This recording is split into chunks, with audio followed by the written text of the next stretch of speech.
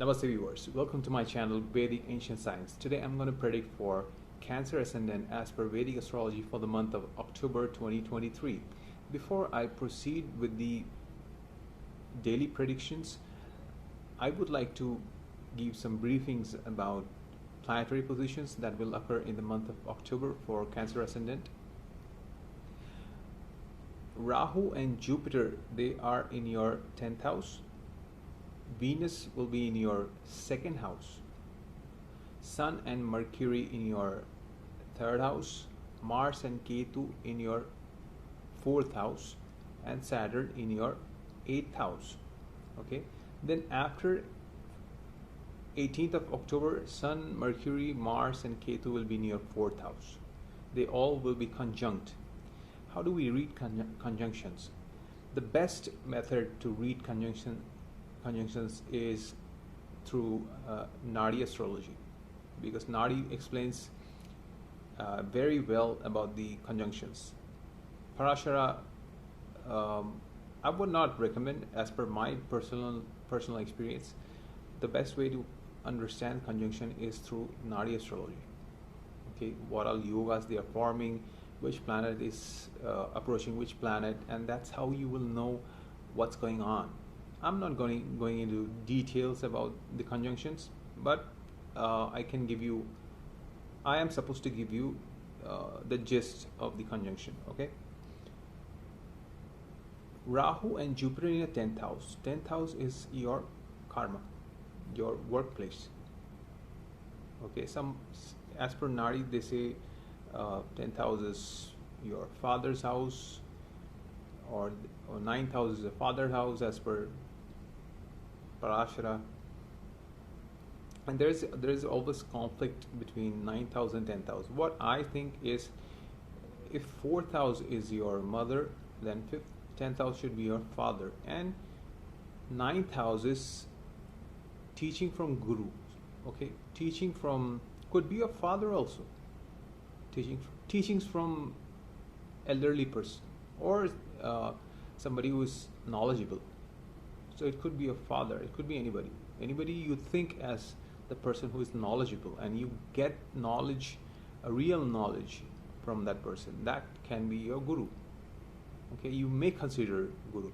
But if you have in your natal chart, for example, Rahu in your 9th house, you won't believe in any guru.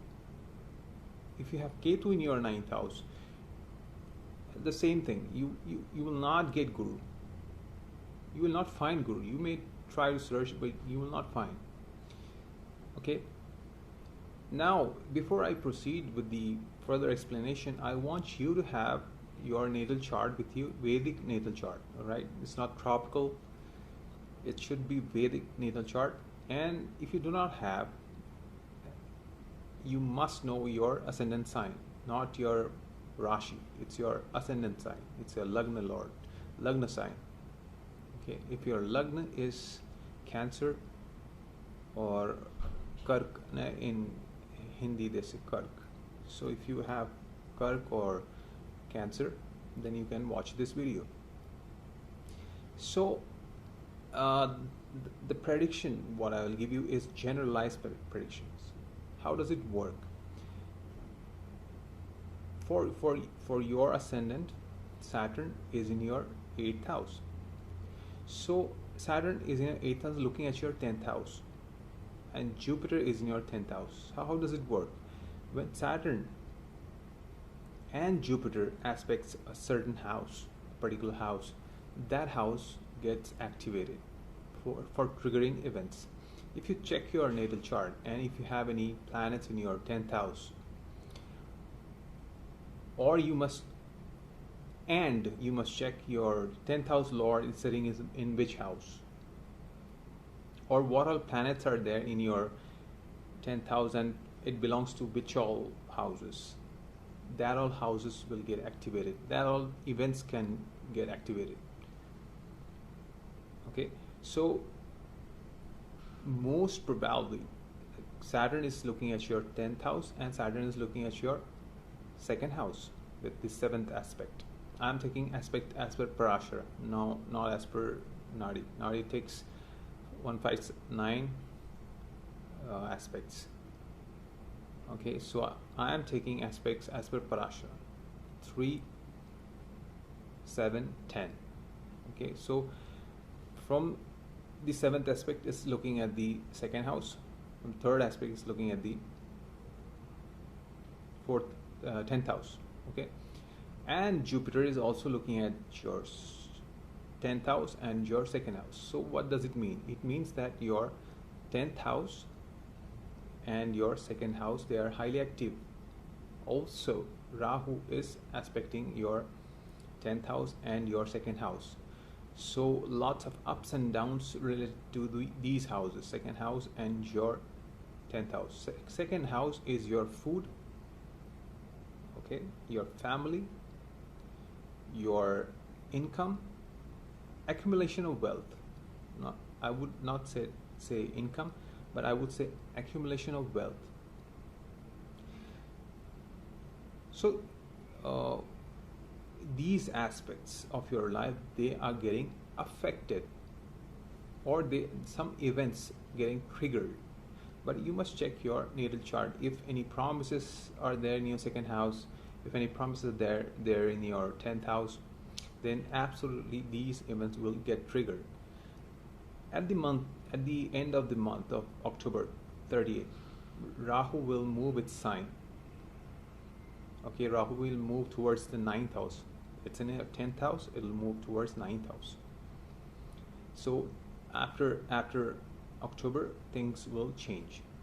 Okay, if you are facing any kind of difficulties, or your wealth is growing because of Rahu, maybe because of yogas which you have, Dhani Yoga, Lakshmi Yoga, whatever yoga you have, good yogas, they are active right now. Also, Venus will be there in the month of October. The entire month of October, Venus will be there in your 2nd house. And Saturn is aspecting with the aspect of Jupiter and Rahu, lots of money. I see as lots of money coming in. Lots of accumulation of wealth will be there. Good food, luxury. Okay, good time with your family. What I can see in the month of October. Okay, this is a generalized prediction. You must check your personal chart, because every individual is different from each other. So as the generalized prediction, I would say that lots of money, happiness within your family, something related to your karma, something related to your place of work, must have happened or will happen. Okay, until Jupiter moves its sign to Taurus. Jupiter is currently in Aries, and it will move towards Taurus in the month of May 2024. Okay, so in short, 10th house and 2nd house is the subject line of events. If you have anything in your chart, any yogas in these houses, or you must check the Lord of your 2nd house and Lord of your 10th house, where they're sitting. Those houses also gets active. Okay, and there are many other techniques. Okay, with KP technique, with Bhrigu Chakra Paddhati technique, Jupiter progression technique. There are various other techniques, but all these techniques, they finally approach the transits of the planet to check, to double check whether it's going to happen or not. So my personal experience is, transit is a must for any Vedic astrology. Transit is a must. So I always follow transits, and at the most I will go for Bhrigu Chakra Paddhati, and then Jupiter progression, and then KP. That's how I work. Okay.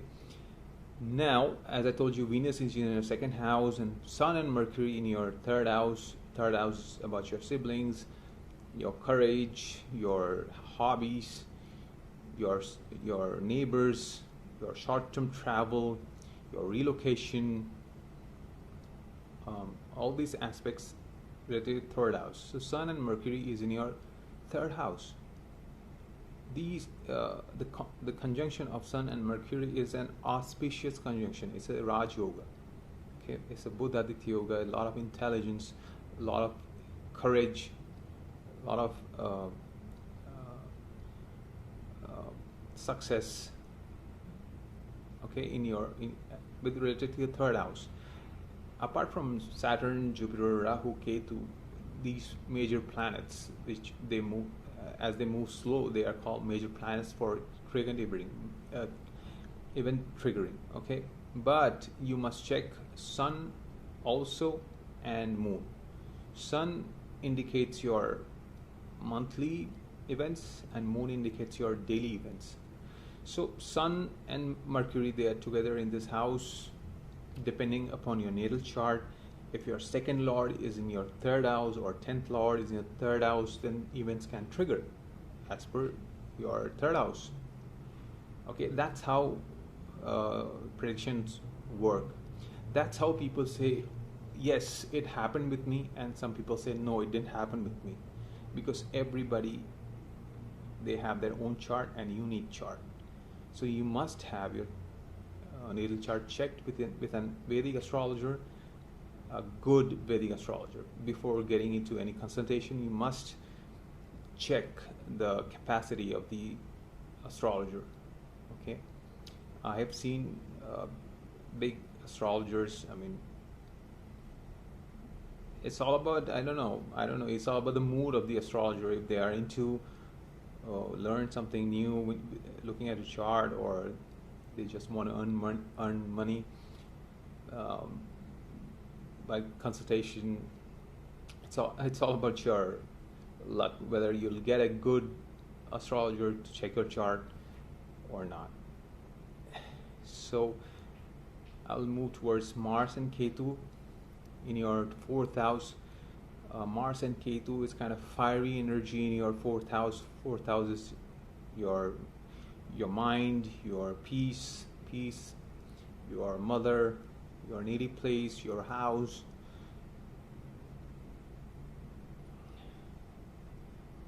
So Mars and Ketu, Mars is kind of malefic planet, Ketu is also malefic planet. So these two planets, they are not good in terms of your peace of mind. Okay, there could be conflicts in your house, or could be some construction happening in your house. Okay, malefic planets, they always affect your body, and they tend to give you money. I mean, materialistic things, but it'll deteriorate your health. So that's why Mars and Ketu are there, for giving you some good things, okay, tangible things, but it'll take your peace of mind. That's how they work. And Saturn in your 8th house. 8th house is ups and downs, transformation. Okay, you must check your 8th lord in your chart, where it's posited. Okay, so ups and downs will happen. Saturn is there till next 2 years. So Saturn is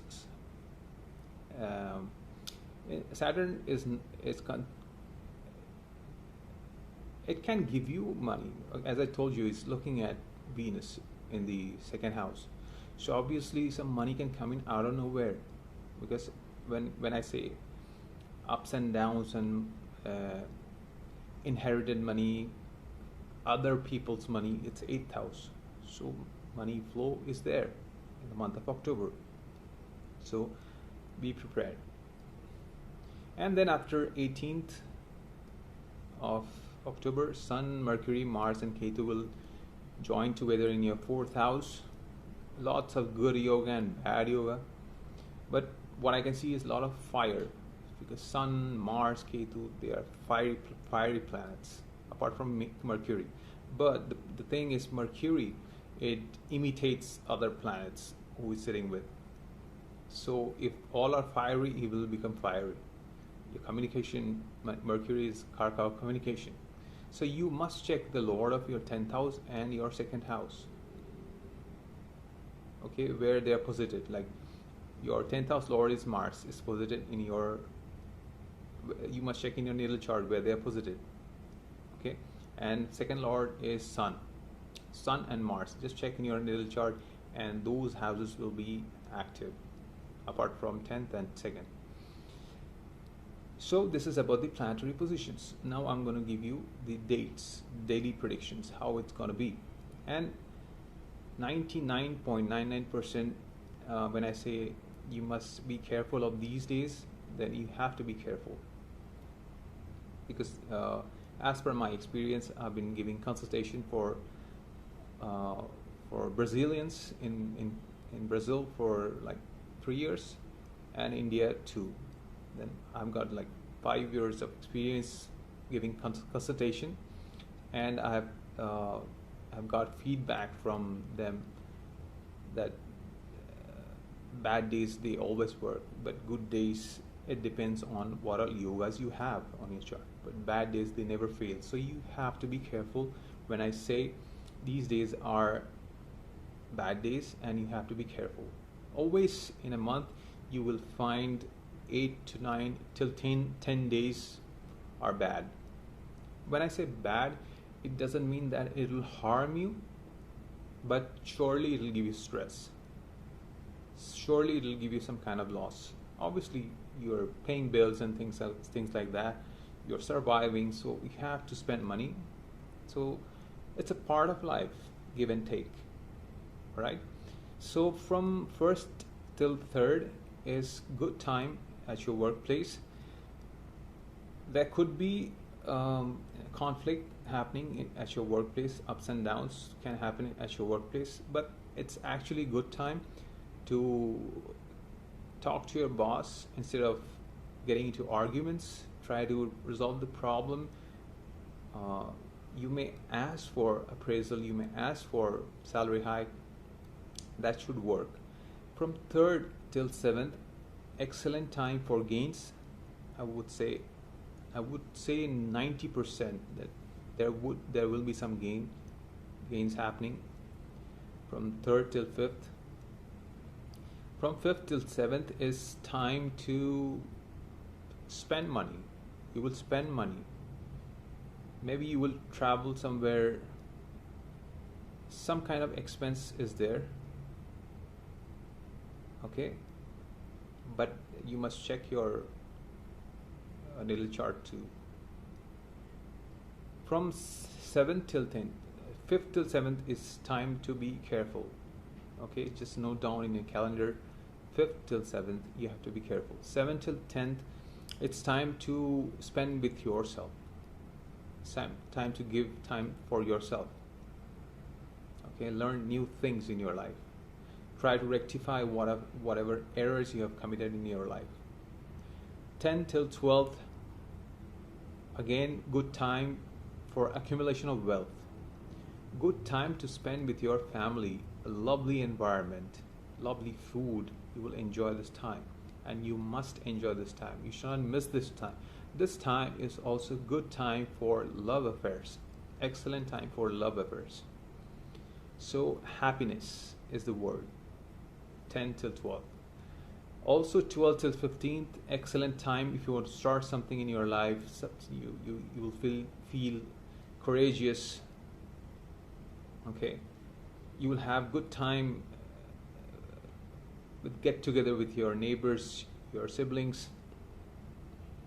Okay, if you do not have a chart which has like depression and things like that, then maybe you're lonely. Maybe your first lord is sitting in your 12th house, things like that. Lonely kind of person, or your first lord is next to ketu. So things can be different for different people, but in general, good time to spend with your neighbors, good time to spend with your siblings, have start something new hobby, get into new hobbies. 15th till 17th, actually it's a good time to spend with your family, take care of your house.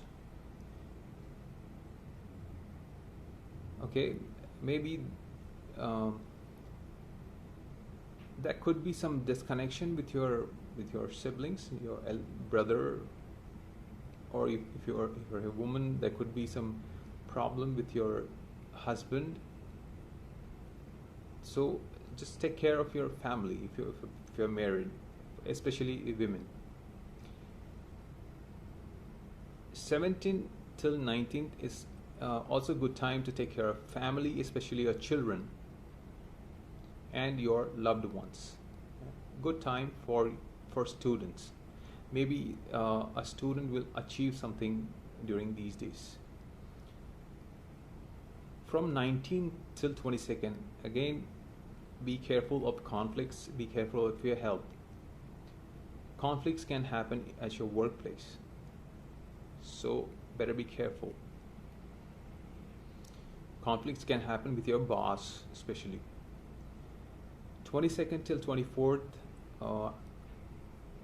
I would say good time to spend with your spouse, good time to spend with your business partner. As something, some things can happen, like good things can happen, like when I say ups and downs, these things can happen, good or bad things in next few days, 24th to 22nd. Some stress will bother you. Okay, so it's better to spend good time with your spouse or your business partner, resolve whatever problems you have in the relationship between 22nd and 24th. Then from 24th to 22nd, stress may come in and out of nowhere, and you will be bothered for no reason. For no reason you will be bothered, and then after 26th you'll wonder what happened, what was wrong. You get it? Maybe you will feel secluded, maybe you will feel emotionless during 24th till 26th.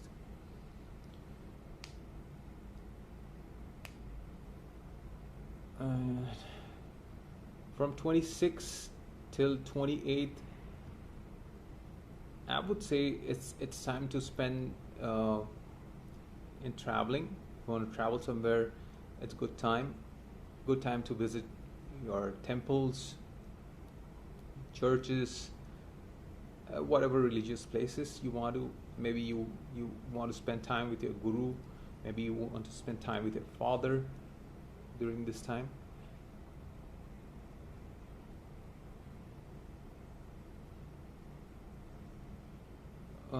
From 28 till 30, it's excellent time at your workplace.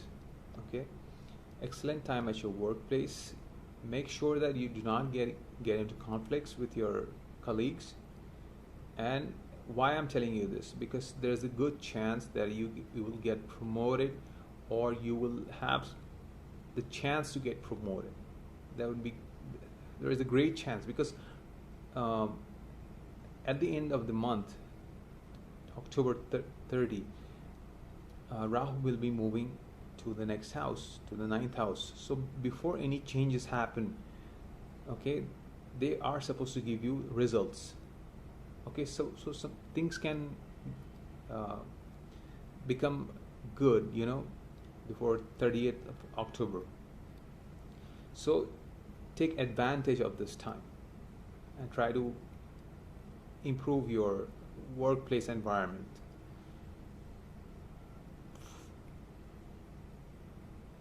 From 30 till 31st, I would say till 1st of November, excellent time for gains, excellent time to spend with your friends, your elder siblings. Good gains can happen for sure. All right, so this is all about it for Cancer Ascendant as per Vedic astrology. I hope you have liked this video, and do not forget to subscribe to my channel if you have liked this video. Thank you very much for watching. Namaste.